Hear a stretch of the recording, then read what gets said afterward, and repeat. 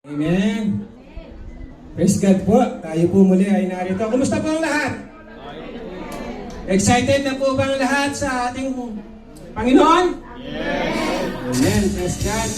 Sapagkat ngayon po ay may gagawin ang ating Panginoon. Amen?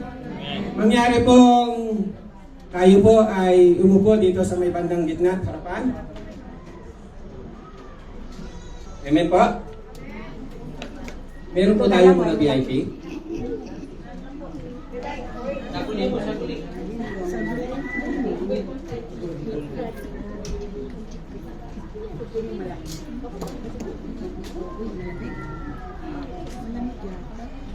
Amen. Kumusta po ang ating buong linggo?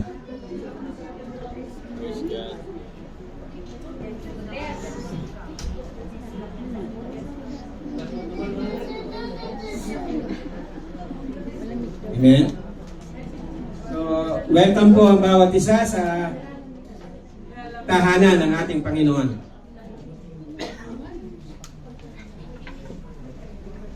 Amen.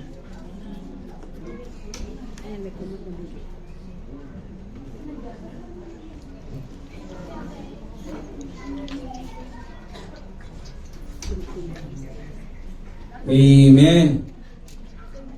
So bago po tayo magsimula, nais ko pong i-welcome natin ang ating mga VIP. Amen? So, welcome po natin si Sweet Aison. Amen? Welcome po, kapatid. Si Cherry Escobedo. Welcome po sa Panginoon ng Panginoon. Rose Silerio. Ako si Ate Rose Silerio. Amen. Praise God po. Si Marilu Laurel. Praise God po. Welcome po. Kimberly Silerio.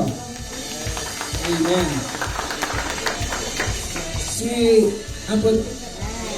Miss Nicholson Silerio. Amen. At si Keisha M. Prado. Amen po. Welcome po sa simbahan ng ating Panginoon. Ang simbahan pong ito ay tinatawag pong Christ Green Pasture Ministry International. Ang simbahan pong ito ay naniniwala po sa Trinity, sa God the Father, God the Son, God the Holy Spirit. Naniniwala po tayo na si Kristo Jesus ay nabayubay sa krus, namatay, nailibing at muling nabuhay. At siya ay muling babalik. Amen po? Amen. So mga kapatid, i-welcome po natin ang ating mga VIP. In 1, 2, 3, welcome! Praise God po. Hallelujah. Amen. So, ang ating pong team ngayon ay restoration. Nasa restoration pa rin po tayo. Amen?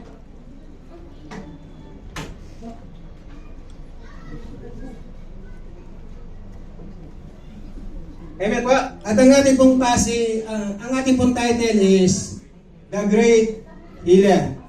Amen po. Amen. Dahil ngayong gabing ito, ang ating Panginoon ay may gagawin.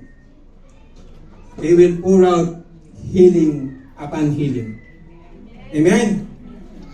Kaya nga mga kapatid, excited na po ba kayo? Amen. Ang ating mong passage ay nagmumula sa aklat ng Luke. Luke chapter 18, verses 35 to 43. NIV version, sabi po dito. And Jesus, as Jesus approached Jericho, a blind man was sitting by the roadside begging. When he heard the crowd going by, he asked, what was happening? They told him, Jesus of Nazareth is passing by. At sa 44, sabi niya, sabi po niya, he called out, Jesus, Son of David, have mercy on me. Ang sabi po ng beggar, Jesus, Son of David, have mercy on me. Amen? those who led the way rebuked him and told him to be quiet. But he shouted all the more, "Son of David, have mercy on me." Jesus stopped and ordered the man to be brought to him. When he came in, Jesus asked him, "What do you want me to do for you?" "Lord, I want to see," he replied. Jesus said to him, "Receive your sight. Your faith has healed you." Immediately, he received his sight and followed Jesus, praising God. When all the people saw it, they also praised God. Let us pray. Hallelujah, hallelujah, hallelujah. Hallelujah.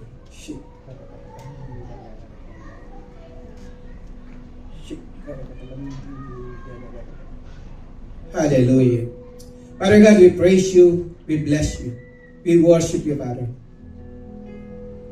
Ama, salamat po, Panginoon kong Diyos, sa gabing ito, Panginoon kong Diyos, na kami ay yung idinako sa lugar na ito, Panginoon, upang pagnilay-nilayan ang iyong mga salita, Panginoon. Salamat po, Panginoon, sa iyong presensya, O Diyos Santo Espiritu, sa mga oras na ito. Salamat po, Panginoon, pagkat tunay nga po, Panginoon, ikaw ang Diyos na mahabagin. Panginoon, sa mga oras pong ito, dalangin po namin na yung nga pong ihanda ang aming mga puso at isipan, Panginoon, sa iyong mga salita, Panginoon. Itulad po ninyo, Panginoon, ang iyong mga salita ay tumimo sa aming mga puso at isipan, Panginoon, at ito ay aming maisapamuhay, Panginoon kong Diyos. At sa aming pong paglapit sa mga oras na ito, Panginoon kong Diyos, anuman po ang pumabalakid, Panginoon kong Diyos, dalangin po namin, Panginoon, ay ito'y hawiin, Panginoon.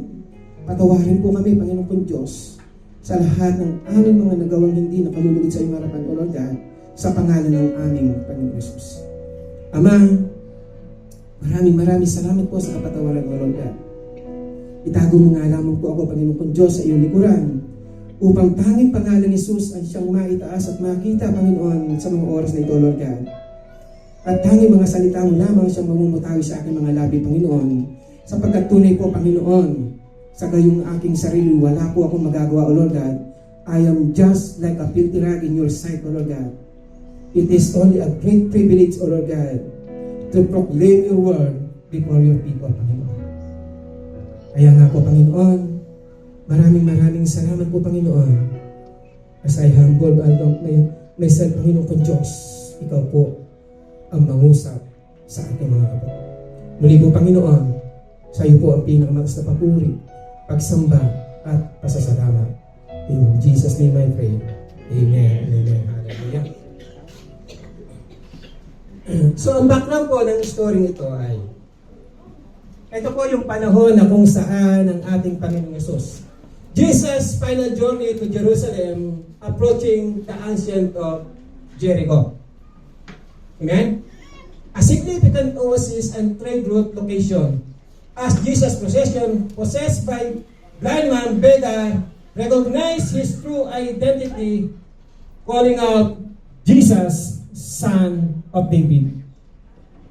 Na-recognize po ng pulubi na si Jesus ay parating. At na-recognize po niya kung anong kapangyarihan meron ng ating Panginoong Jesus. Sabi niya rito, "Have mercy on me." Despite the crowd's attempt to silence him, he persisted. His faith leads to Jesus to heal him. Amen? Dahil po sa kanyang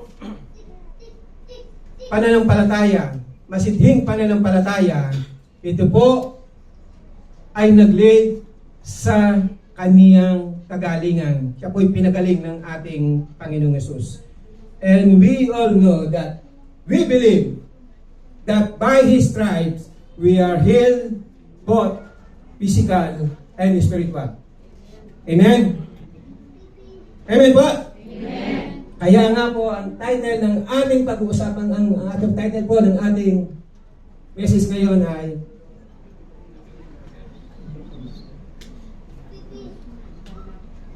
Ang title po ng ating pag-uusapan ay The Great Healer. Amen? Sino po dito maniniwala ng ating Panginoon ay Great Healer? Amen. Tonight, kapatid, God will pour out His healing power. That we will be healed both physical and spiritual. Remember, kapatid, si Jesus ay pumarito sa mundo to restore our relationship to God the Father. That He will redeem what we lost. Amen po? Kaya nga po, believer will restore through faith in Christ. Amen? Ang mananampalataya po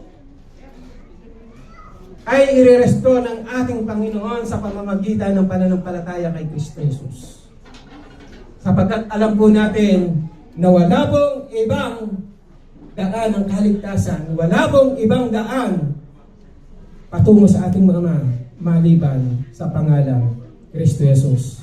Kaya nga po ang sabi ng Bible, for there is no other name given under heaven unto salvation except the name Jesus Christ. Acts chapter 4, verse 12. Amen? How can be a believer to restore? Paano nga po ba marirestore ang isang mananampalataya? Amen po? Paano nga ba marirestore? Amen. Praise God. Believers can be restored through persistent faith. Amen? Believers can restore through persistent faith. Ang sabi po rito sa verse na ito, verses 35 to, sabi po niya, and Jesus approached Jericho, a blind man was sitting by the roadside begging. When he heard the crowd going by, he asked, what is happening? They told him, Jesus Nazareth passing by. At ito po maganda, sabi niya rito. He called out, Jesus, Son of David, have mercy on me. Those who led the way rebuked him and told him to be quiet. But he shouted all the more, Son of David, have mercy on me. Son of David, have mercy on me. Amen? Ikaw kapatid, anong proud meron ka ngayon sa buhay mo na pumipigil para lumapit sa ating Panginoon? Amen? Because he recognized the true identity of Jesus, that Jesus can heal him and restore him his sight. But the more he shouted, he did not listen to the crowd. Amen? Anong crowd ang pumipigil sa iyo, kapatid, sa paglapit mo sa Panginoon ngayon? What crowd you have? Ito ba ay mga suliranin sa buhay? Ito ba ay mga karamdaman? O ito ay mga kasalanan na hindi mo na ikukumpes sa harapan ng ating Panginoon? Amen? Kapatid, come to Jesus. Come to Jesus. Sabi niya rito, sabi po niya rito, Son of David, have mercy on me. Kapatid, ang ating Panginoong Yesus ay naghihintay lamang sa iyong paglapit sa Kanya. Kaya wag mo nga hayaan, kapatid, na ikaw ay pigilan ng iyong crowd na meron ka ngayon. Anong crowd meron ka ngayon, kapatid? Anong suliranin meron ka ngayon? Bakit ka pinanghihinaan ng loob sa iyong pananampalataya? Bakit ka nawawala sa presensya ng ating Panginoon? Dahil ba sa iyong suliranin sa buhay? Come to Jesus. Amen? Alam po ninyo, ito pong passage natin ito, hindi lamang po binuksan ng Panginoon ang mata ng bulag. Kung hindi, binuksan din po niya yung kanyang spiritual eyes para makita po ang ating Panginoon. Para muling malimbalik ang relasyon niya sa ating Panginoon. Dahil ang ating relasyon sa ating Ama ay nasira ng ating mga magulang ay nagkasala. Dahil po sa pagmamahal sa atin ng Diyos Ama, because of His compassion, He sent His only begotten Son to redeem what is lost, to redeem our salvation, that through Jesus Christ, we will be able to come back to the presence of God the Father in heaven. Amen? Amen. That through Jesus Christ, we will be healed, both physical and spiritual. Dahil nasabi po ng Bible, by His stripe, we are healed. Amen. All we have to do, kapatid, is to claim that we are a more than conqueror. We are victorious in Christ Jesus. Amen. Dahil ang lahat po ay napagtagumpayan na ni Kristo Jesus sa krus ng Kalbaryo. Amen? Amen. Kaya ka naririto, kapatid. Alam mo bakit?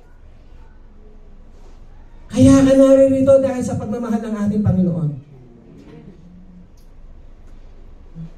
Nais ng Panginoon na ipadama sa iyo ang kanyang pagmamahal. Sa pamamagitan ng iyong pananampalataya sa Kanya. Pagtawag sa Kanya, kaya po sabi niya, Jesus, Son of David, have mercy on me. Huwag kang mahihiyang lumapit sa ating Panginoong kapatid. Gaano mang kalaki ang kasalanan iyong nagawa. Kung ikaw man ay matinatagong kasalanan na hindi mo pala i-confess, kung ikaw man ay namumuhay sa mga kasalanan, kapatid, come to Jesus. Come to Jesus. Sapagkat ang ating Panginoong Yesus ay naghihintay lamang sa iyo. Tandaan po natin, kapatid, ang pakay po ng ating Panginoong Yesus nang siya ay bumalik rito ay para ma-restore ang ating relasyon sa Ama. Dahil ang ating Diyos ay mahal na mahal kaniya. Ang nais niya ay muling maibalik kung ano man ang nawala sa atin. Maybe, iniisip mo ngayon, ikaw ay nawalan. Maaaring nawalan ka ng mahal sa buhay. Maaaring ikaw ay binitray ng iyong kaibigan. O maaaring ikaw ay namumuhay sa iyong pagkakasala. Kapatid, come to Jesus. Come to Jesus. Jesus Christ is open arms to hug you.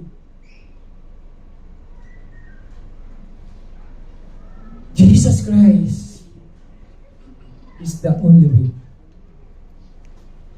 Naghihintay siya sa iyo, kapatid. Huwag mong hayaan na ikaw ay pigilan ng iyong crowd. Ng crowd mo sa buhay. Habang pinipigilan ka niyong crowd, habang may bumubulong sa iyo, shout all the more, Jesus! have mercy on me. Amen? Bakit po? Kasi ang sabi po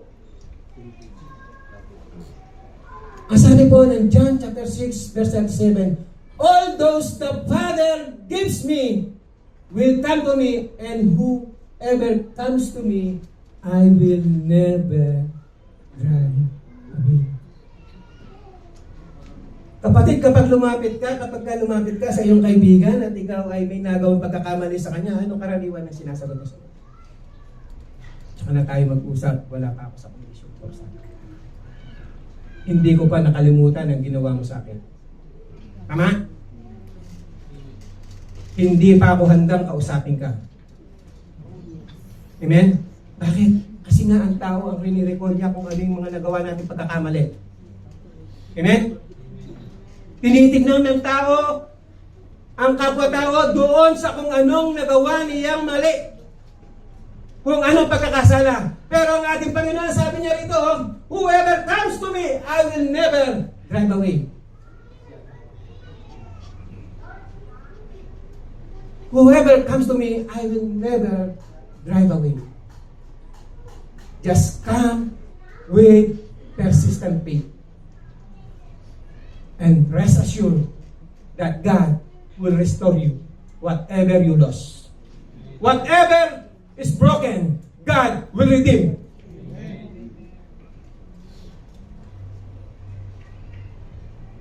Whatever is lost.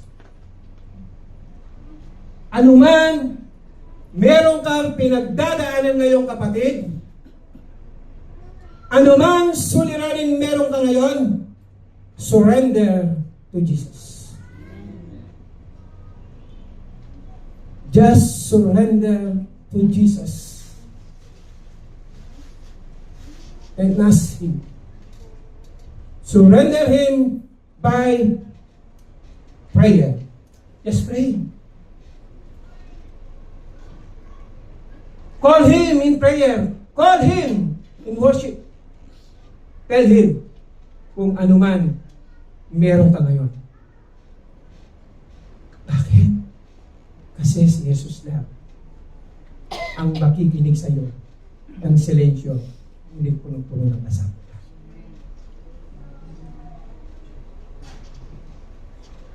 Minsan akala natin sa ating pananalangin, tahimik ang Diyos.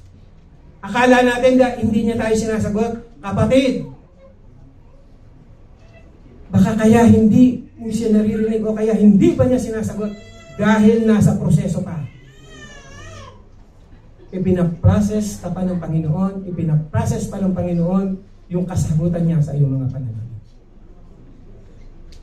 But rest assured, kapatid, na kapag ikaw ay tumulog na nalangin na buong pagpapakumbaba sa ating Panginoon, He will answer. Hindi bingi ang ating Panginoon upang hindi niya marinig ang ating mga panalangin. Hindi malayo ang ating Panginoon upang hindi maabot kung ano pangangailangan meron ka. Amen? All you have to do is to have a persistent faith. Kasusuko. Kasusuko, kapatid. At kung meron ka bang pinagdaraanan ngayon, praise God. Amen? Masasabi po ba natin na praise God kung tayo ay may mga pinagdadaanan? Amen. Bakit? Kasi po, dahil dyan, mararanasan natin ang makapangyarihang kamay ng ating Panginoon. Kasi po, pag sinabi nating miracle, kung ito po ay nagagawa ng tao, hindi na po ito miracle. Tama? Tama po? Pag sinabi po nating miracle, imposible sa mata ng tao. Imposible sa kakayahan ng tao. Kaya nga kung ikaw ay may sakit na sinabi ng doktor na wala ng kagalingan, kapatid, ngayong gawin ito, pagagalingin ka ng Panginoon. He will pull out because the Holy Spirit right now is The Holy Spirit say,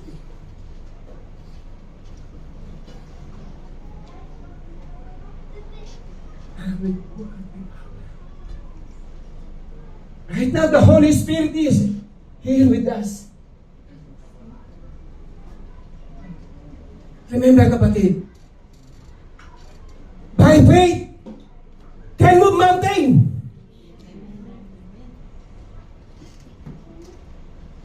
Magdidepende yan, kapatid, kung gaano kalaki ang pananampalataya mo sa ating Panginoon para maranasan mo ang kanyang makapangyarihan kamay. Amen? The Holy Spirit is here right now. He is moving right now here. Kaya nga po sabi ng Mark chapter 11 verse 24. Ano po sabi niya rito? Therefore I tell you, whatever you ask for in prayer, believe that you have received. Nakita po natin dito, kapatid, na ang keyword po rito na sinasabi ng Panginoon, believe. Paliwalaan mo ano man ang iyong panalangin na hindi inyo na natanggap upang ito ay iyong matanggap. Kasi po kapag ikaw ay nananalangin na mayroong pagdududa sa iyong kaisipan at puso, para ka lang isang alon na kung saan ka sa puli ng hangin, doon ikaw ay hahapay. Amen? Be firm, kapatid, sa iyong pananampalataya. Be firm sa iyong mga panalangin na ito ay magkakaloob ng ating Panginoon. Huwag kang padadala sa iyong crowd. I'm sure sa tuwing na ikaw na mayroong bumubulong sa iyo na sinasabi sa iyo, hindi ka naman naririnig ng iyong Panginoon. Kapatid, remember, ang ating Diyos na pinaglilingkuran ay buhay. Amen? Ang ating Diyos na pinaglilingkuran ay tapat. He who promised is faithful. Amen? Tandaan mo, kapatid, ano mang meron ka sitwasyon ngayon, God allows for you to experience His mighty hand. Amen?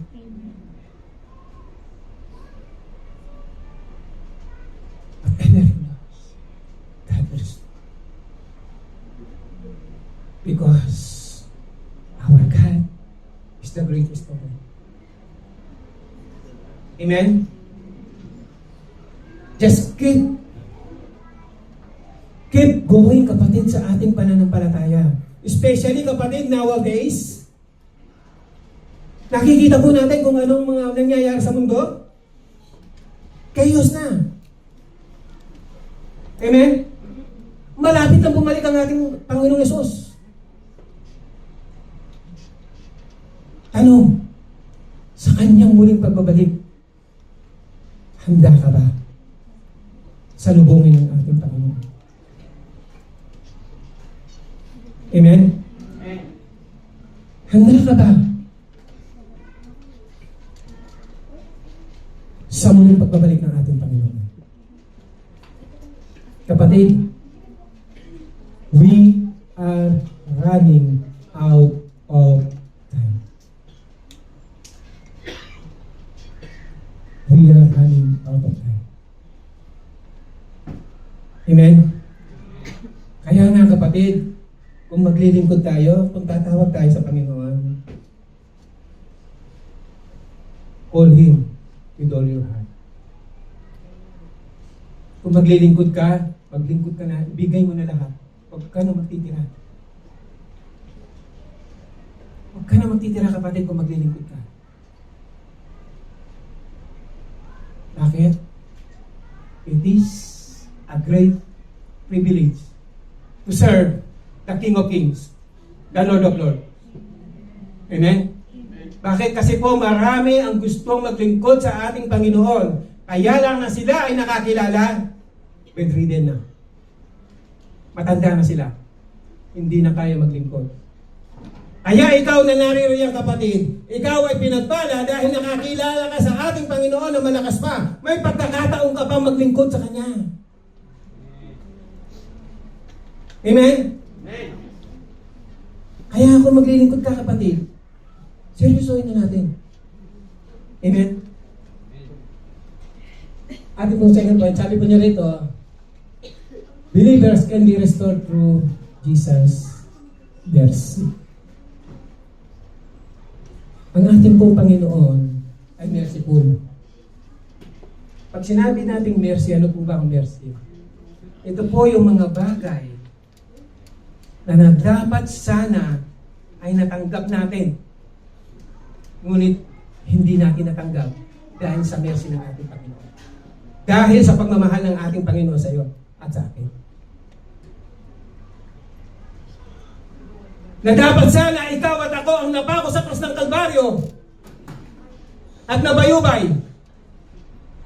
Subalit dahil sa mercy at pagmamahal ng ating Panginoon, inako niya lahat upang ikaw at ako ay maligtas. Upang ikaw at ako ay ma-restore ang relasyon sa ating Ama ang nasa langit. Amen? Kaya nga, maging ang kanyang sariling buhay, hindi niya pinagkait. Even His own life, He laid down for us to be restored. Our relationship to God the Father. Sabi po niya rito, those who led the way rebuked him and told him to be quiet. But he shouted all the more, Son of David, have mercy on me. Jesus stopped and ordered the man to be brought to him.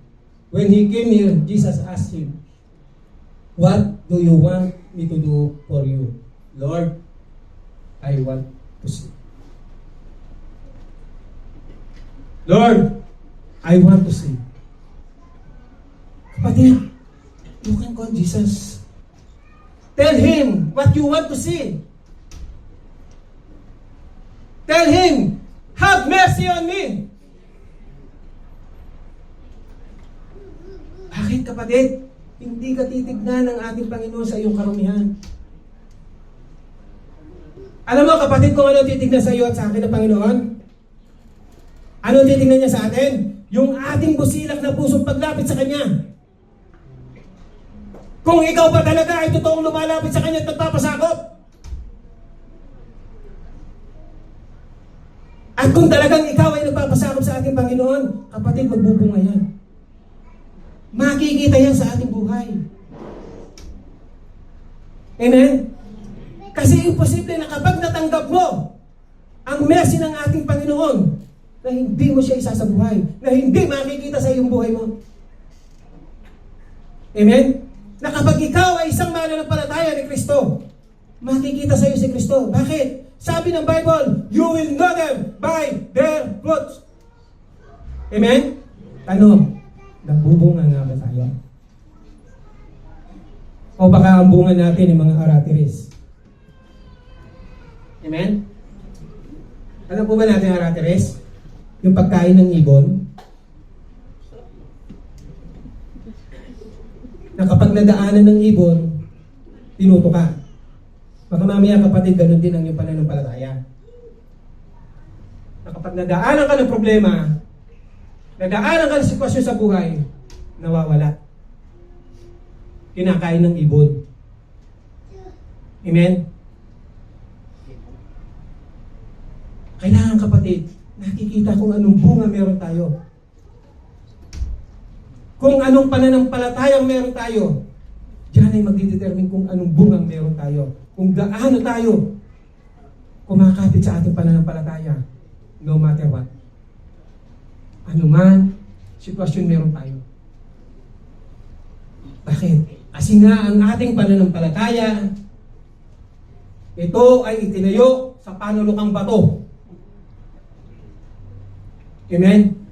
Dumating man ang malakas na hangin, ito ay hindi mabubuwal. Dumating man ang malakas na alon, ito ay hindi matatangay. Bakit? Kasi nga po, founded siya sa isang bato. Sa isang buhay na bato. Kanino mo nga ba, kapatid, isinasandig ang iyong pananampalataya? Amen? Tandaan po natin, kapatid, kapag ang ating pananampalataya ay nakasandig sa ating Panginoong Yesus, kahit ano man ang dumaan, hindi tayo madadala. Bakit? Kasi nga po, meron po tayong kasama. Hindi po tayo nag-iisa. Kasama natin ang banal na Espiritu, ang siyang humahadlang sa pagtangay sa atin ng alon. Amen? Ang kailangan lang natin, kapatid, magkaroon po tayo ng regular na komunikasyon sa banal na Espiritu. By means of prayer. By means of reading your Bible. By means of your devotion. But ang tanong, kapatid, how often you pray? Gaano ka nga ba kadalas manalangin? 3 beses sa maghapon? Almusal, tanghalian, hapunan? Minsan kung may merienda? Kapatid, kapag ka po nanalangin tayo sa Panginoon, dapat intentional. Amen? Kapag ka po nagbasa tayo ng Bible, dapat intentional. Para po marinig natin ang boses ng Panginoon. Tandaan po natin ito, kapatid. Kapag ikaw ay nagbabasa ng Bible, ang Panginoon ang nangungusap sa iyo. Tama? Bakit? Kasi nga po, yan po yung kanyang mga salita. Amen? So kapag hindi ka nakakapagbasa ng Bible o hindi ka nagbabasa ng Bible, paano mo siya maririnig? Paano mo malalaman ang kanyang sinasabi o pinag-uutos sa iyo? Amen? Kaya nga po, kapatid, napaka-importante na nagbabasa tayo. Binubuklat natin ang ating Biblia. In a daily basis po. Hindi po kung kailan lang tayo gusto. Amen? At kapag naman po tayo ay nananalangin, ikaw ang kumakausap sa Panginoon. Amen? Ikaw ang nakikipag-communicate sa Panginoon sa ating panalangin. Bakit? Kasi sinasabi mo sa Kanya kung ano gusto mo. Kung ano yung sitwasyon mo. Sa prayer kasi, kapatid, ilalahan mo lahat ito sa Panginoon kung ano ang sitwasyon mo, kung ano ang kalagayan mo, kung ano pangangailangan meron ka. Amen? Ngayon, kapag ang dalawang ito wala sa buhay mo bilang Kristiyano, ano kayang buhay Kristiyano meron ka?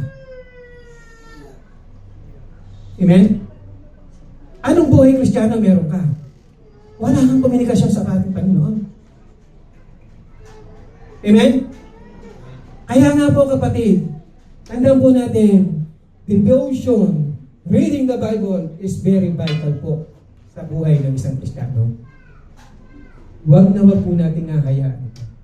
Huwag na huwag po natin hahayaan na pigilan tayo ng ating mga crowd sa buhay. Dapat po, habang tayo po ay pinipigilan ng crowd, lalo po tayong sisigaw, shout all the more, that Jesus, Son of David, have mercy on me. Amen? Have mercy on me. Kaya lang, paano mo malalaman na sumasagot sa iyo ang Panginoon kung hindi mo siya kinakausap? Talk to Him. Talk to Jesus. Intentionally. Huwag lamang po, kapatid, kung kailan natin gusto. Amen? Ito po ay daily basis ng ating buhay bilang isang Kristiyano. Upang sa ganon, mabuksan po yung ating espiritual na pangunawa. Upang sa ganon po, makita natin kung ano ang gusto ng Panginoon sa buhay natin. Amen? Kasi po, kapag hindi po natin siya nakakausap, ang masusunod po ay itong flesh na to. Tama po? Kung ano lang ang gusto ng flesh na to, ng katawang ito. Kasi na hindi mo siya kontrolado. Amen? But kapag sinurrender mo yan sa Panginoon, kapatid, rest assured, mararanasan yung tinatawag natin, full of joy. Yung real peace sa presensya ng ating Panginoon. Bakit? Kasi po matatagpuan lamang natin ang tunay na kapayapaan sa presensya ng ating Panginoon. Na kahit ano pinagdaraanan meron ka kapag kasama mo ang banal na Espiritu, ang kapayapaan ay naroroon. Ang kagalakan ay naroroon. Bakit? Kasi nga meron kang kasama. Hindi ka nag-iisa. Amen? Have mercy ang sabi ng God. Amen po. Ayan nga po, sabi po.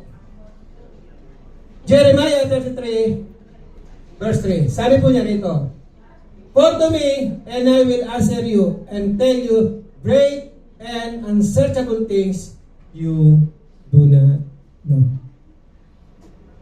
Sabi po ng ating Panginoon, call to me. Tanda po natin kapatid, ang line po ng ating Panginoon, never siya naging busy. Meron pong hotline ng ating Panginoon by means of prayer. Amen? Sabi po niya, call unto me and I will answer thee.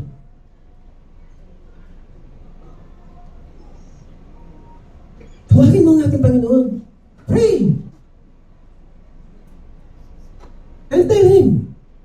And He will show you great and mighty things. Kung sa tingin mo, ang sitwasyon mo, wala nang kalunasan. Kung sa tingin mo, ang sitwasyon mo ngayon, mabigat na, sabi ng Panginoon, and I will answer you and tell you great and unsearchable things. Ano mang imposible sa atin, walang imposible sa Panginoon. All we have to do is have faith. Believe. Amen?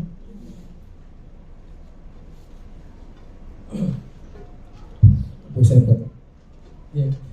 Pangatlo po, sabi po niya rito, believers can be restored through encounter Jesus. Amen? Na-encounter po ba natin si Jesus? Amen. Praise God. Dapat po talaga kapag Kristiyano, ma-encounter natin si Jesus. Amen? Ano po, sabi po rito, Jesus said to him, "Receive your sight, your faith has healed."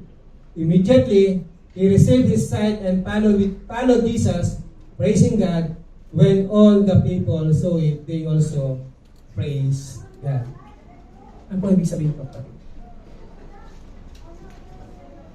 Kapag talagang na-encounter mo si Jesus, kapag na-encounter mo si Jesus, you will praise Him. Tama po? At kapag nakita ng iyong crowd ng mga taong nakapalibot sa iyo, kung paano ka nabago, kung paano ka magpuri sa Panginoon, maging sila man ay magpupuri sa Panginoon. Especially yung ating mga mahal sa buhay. Amen? Kapag ikaw ay kilala nila doon sa dating ikaw, at ikaw ay nagbago na encounter mo si Jesus, do you think na hindi sila susunod sa iyong pananampalataya? The Bible says, believe in the name of Jesus as your personal Lord and Savior, and you will be saved, you and your soul. Acts chapter 16, verse 31. Amen? Ibig sabihin po nito kapatid, bilang isang mananampalataya, dapat po tayo ay magningning, magliwanag sa mundong ito. Tayo po ay magsilbing liwanag ng mundong nagdidilim na ito. Tignan po natin ang sitwasyon ng mundong ito. Palala na ng palala. Tignan po natin ang sitwasyon sa Pilipinas. Ano po ang nangyayari sa Pilipinas ngayon? Palala ng palala sa ating gobyerno. Kaya nga po dapat, ikaw na bilang isang Kristiyano ay magsilbing modelo ng mundong ito. Magdingning ka sa mundong ito. Magliwanag ang iyong ilawan. Magsilbing ilaw at asin ang bawat isa sa atin. Amen? Dahil kung hindi tayo, sino pa? Kung hindi ikaw na nakakilala sa Panginoon, sino pa? ang magiging ehemplo ng mundong ito. Amen? Sabi po rito, Matthew chapter 5 verse 13 to 14, you are the salt of the earth. But if the salt loses its saltiness, how can it be made salty again? It is no longer good for anything except to be thrown out and trampled.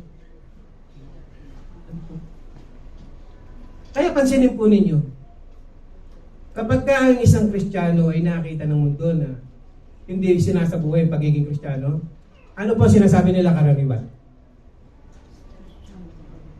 Christian pa naman yan. Amen? Born again pa naman yan. Pero kung makapagsalita,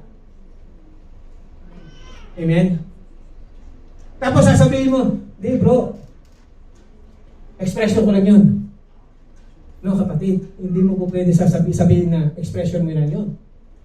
Na kung ikaw ay Kristiyano na, nagmumura ka, ikaw ay isang Kristiyano na, nagbibiro ka ba ng mga green jokes, sumasabay ka ba sa mga kaibigan mo na makamundog? Hindi mo pwedeng sabihin na expression ko lang yun. Bakit? Kasi po, ang sabi ng Bible, for out of the abundance of heart, the mouth speaks. Ang ibig po sabihin, yung lumalabas sa bibig mo ay nagmumula sa puso. Amen? Kaya hindi po natin po pwede sabihin na expression ko lang naman yun, ikaw naman, para ka naman. No? Tandaan po natin, ang mundong ito ay nakamasid sa atin sa lahat ng ating gagawin. Sa lahat po ng ating ginagawa, nagmamasid ang mundo ito. Sa lahat po ng ating sinasabi, nakikinig ang mundo ito. Ngayon, kung ikaw na Kristiyano ay nagsasalita pa ng hindi maganda, do you think ng mga nakapaligid sa iyo ay mananampalataya, susunod? Kapatid, maging modelo po tayo ng mundong ito. Maging ilaw po tayo ng andap-andap ng mundong ito. Amen? Dahil po, tandaan natin, sabi po, 2 Corinthians 5:20, we are therefore Christ ambassador. Sino po rito ang ambassador ng Panginoon? Pag sinabi po na ambassador, ibig po sabihin, hindi po tayo taga rito. Amen? Tama po? Kasi nga po, nire-represent po natin ang ating Panginoon sa mundong ito.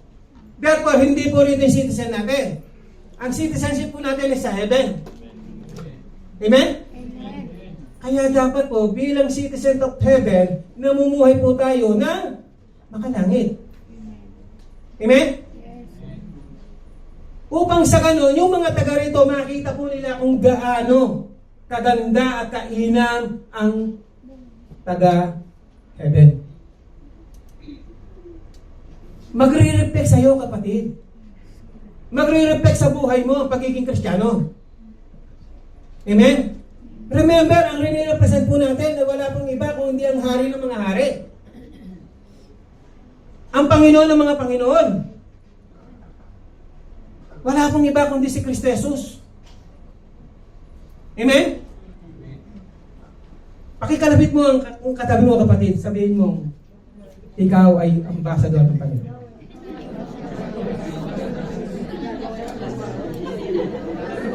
At sabihin, kaya hindi ka basta-basta, kapatid. Amen? Tandaan mo, kapatid, hindi ka basta-basta. Dahil ang iyong rini-represent sa mundong ito ay ang ating Panginoong Yesus. Pag sinabi po nating ambassador, para po maging ambassador ang isang tao ng isang bansa, ano po ang kailangan? Halimbawa po, si ate, naging ambassador siya ng Pilipinas dito sa UAE. Ano po ang unang-unang criteria? Okay? Ano po? Dapat po unang-una Pilipino. Tama? Pangalawa, dapat po alam natin kung anong kultura ng Pilipino. Dapat po nakakapagsalita po tayo ng Pilipino. Tama? Dapat po yung mga kilos at galaw natin, Pilipino. Ganon din po sa pagiging ambasador ng Panginoon. Unang-una, dapat ikaw ay isang Kristiyano. Amen? And then, ang kultura mo dapat kultura ni Kristo. Ano ba kultura ni Kristo? To love. Amen? To love the lost. Amen po? Kaya nga po kapatid, bilang isang ambasador ng ating Panginoon dito sa mundong ito, mamuhay po tayo bilang isang Kristiyano. Amen? At ang huling verse po na iiwan ko sa inyo, kaya running out of time po. Sabi po niya rito, Psalm chapter 34 verse 17 to 18. Sabi po niya rito, the righteous cry out, and the Lord hears them. He delivers them from all their troubles. The Lord is close to the brokenhearted and saves those who are crushed in spirit. Amen?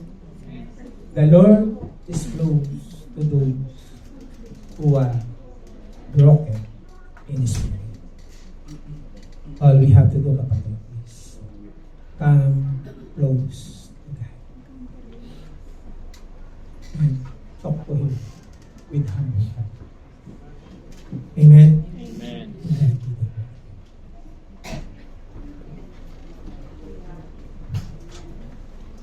Amen. Amen. How many of you believe that God is a miracle working God? Amen. Who will say tonight that God is a miracle working God? Amen. When God made a miracle 2,000 years ago, Jesus turned the water into wine. Jesus healed the sick people. Jesus even has the power to raise people from dead into life. And it's the same God that we worship tonight. He is the same God that we believe that 2,000 years ago, what He had performed